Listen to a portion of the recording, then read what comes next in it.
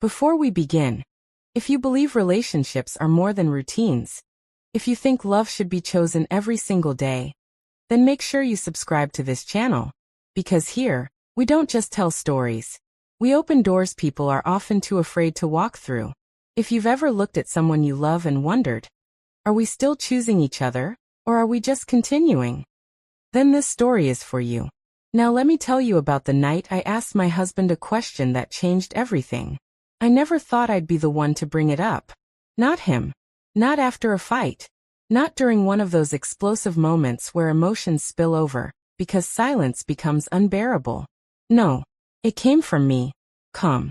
Steady. Almost rehearsed, though I had never practiced it out loud. We were sitting across from each other late at night. The house was finally quiet. No television humming in the background. No notifications lighting up the room. No distractions to soften what needed to be said.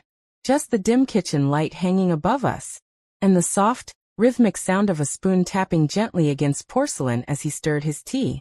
I watched his hands. I always watch hands when I'm nervous. Faces can lie. Voices can shift. But hands? Hands hesitate. Hands reveal. I've been thinking, I said. The words floated between us, light but heavy at the same time.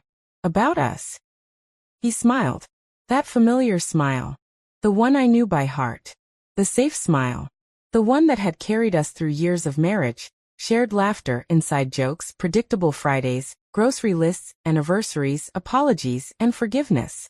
That sounds dangerous, he joked. I laughed too quickly. Because this wasn't a joke. I want to ask you something, I continued. But I need you to really hear me before you answer. That made him pause. The spoon stopped moving. His eyes lifted from the tea to meet mine. Curious now. Slightly guarded. I'm listening, he said. I took a breath that felt heavier than it should have. I want us to try something different. The word different didn't sound threatening. Not yet. It just hovered there between us. Different, he repeated carefully. Not wrong. Not forbidden. Not dramatic. I clarified. Just different. He leaned back slightly, studying me. Different how? I looked away for just a second, collecting courage, then back at him. Not like that, I said quickly. Not what you're thinking. He raised an eyebrow. And what am I thinking? I smiled. But my heart was racing so hard I could hear it in my ears. That this is about fixing something. He didn't deny it. It's not, I said softly. At least not exactly. The truth was harder to say out loud. I hadn't been unhappy, but I also hadn't been fully awake. There was a restlessness inside me, not dissatisfaction, not resentment, something quieter than that. A subtle hunger, a curiosity, about myself, about him, about the version of us that existed before we learned each other so well that nothing surprised us anymore. I just want us to be braver, I said. More honest than we've been. His expression softened. I thought we were honest. We are, I replied. But there's honesty, and then there's truth. That's when he went quiet. He didn't interrupt. Didn't rush to reassure me. Didn't laugh it off. And somehow, that silence felt more dangerous than any argument we'd ever had. What are you asking me to try? He finally said. I swallowed. I want us to talk about the things we don't say, I answered. The thoughts we edit before they reach our mouths. The questions we pretend we don't have. He exhaled slowly. That's a big ask. I know. He stared at the table for a long moment, then looked back at me. Is there something specific you're circling around? I nodded. My pulse thudded in my ears. There's one question, I said. And once I ask it, I don't know if we'll be able to unhear it. His jaw tightened slightly. Ask it. I hesitated. This was the line. The point of no return. If you weren't my husband, I said quietly, would you still choose me? The room didn't explode. There was no shouting. No slam doors. No dramatic music playing in the background. But something shifted. The air itself seemed to lean closer. He blinked once. Twice. That's not a fair question, he said slowly. I know, I replied. But it's an honest one. He leaned forward, elbows resting on the table. Why would you ask that? Because sometimes I wonder, I admit it, if love has become habit. If desire has quietly transformed into loyalty. If we're choosing each other, or just continuing because it's easier than reconsidering. His eyes searched my face as if trying to find evidence of something he'd missed all these years. You think I don't desire you? He asked. That's not what I said. But it's what you're afraid of. I didn't answer. I didn't have to. He sat back, running a hand through his hair. And what's my role in this experiment of yours? I want you to ask yourself the same thing, I said. Without marriage, without history, without obligation. If we met today, would you still want me? The kitchen clock ticked loudly in the silence that followed. He was quiet for so long that I began to regret everything. Then he spoke. If I'm being honest, he said carefully, I don't know. That was the moment something cracked open. Not because he said no, but because he didn't say yes. I love you, he added quickly. That hasn't changed. I know, I said. But that question, he continued. It makes me realize how much of my choosing has been unconscious. I nodded. That's what scares me. He looked at me differently then. Not as his wife. Not as his certainty. But as a woman sitting across from him.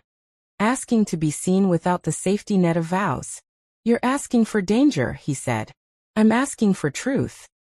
He gave a faint smile. Those two usually come together. And he was right. The conversation didn't end that night. It stretched into days. Into pauses. Into glances that lasted a little longer than usual. Into moments where our hands almost touched and the air between us felt electric again. Not comfortable, not predictable, but uncertain. Alive.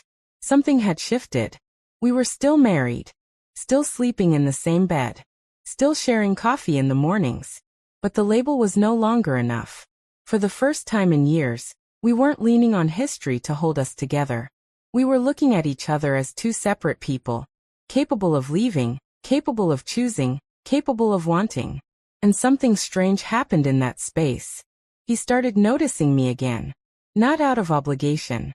Not out of routine. But out of awareness. He asked questions he hadn't asked in years. What are you thinking about lately? What scares you? What excites you? And I realized. I had answers. Answers I had buried under grocery lists and responsibilities and quiet assumptions that love didn't need re-examination. One evening, a few days later, he came home and paused in the doorway the way he used to when we were dating. He just stood there, looking at me. What? I asked, suddenly self-conscious. Nothing, he said. Just seeing you. Seeing me. Not his wife. Not the woman who manages the house. Not the predictable presence in his life. Me. And I felt it again. That subtle spark. That awareness that choice is powerful. We started talking about uncomfortable things. Attraction. Fear. Fantasy versions of ourselves. The people we used to be before we became us. And instead of tearing us apart, it stripped something away. Complacency. We admitted we had both stopped trying. Not because we didn't care, but because comfort had replaced curiosity. We had mistaken stability for passion. We had confused loyalty with active desire. And neither of us wanted that anymore. One night, weeks after the original question, he turned to me in bed and said quietly, "If we met today, I think I'd be nervous around you." "Why?" I asked. "Because you're not as predictable as I thought." I smiled in the dark. That's the point. The truth is, asking that question didn't threaten our marriage. It awakened it. It forced us to stop hiding behind the idea that love, once declared, sustains itself automatically. It doesn't. Love needs to be chosen. Again. And again. And again. Not because you have to, but because you want to. And that's what changed everything. Now when he looks at me, there's something different in his eyes. Not possession. Not certainty. Decision. And when I look at him, I don't see obligation. I see a man who could walk away, but doesn't. Every day, we are choosing each other. Consciously. And that choice, it feels far more intimate than any vow we ever made. That one question didn't break us. It stripped us bare. And in that rawness, We found something we didn't even realize we were missing. Not comfort, not security, but desire rooted in freedom. So if you've ever been afraid to ask the question that might change everything, maybe that's the very question that will bring you back to life. And if this story made you think, even for a second, don't forget to subscribe. Because sometimes the bravest conversations begin in silence, and the strongest love stories begin the moment comfort is no longer enough.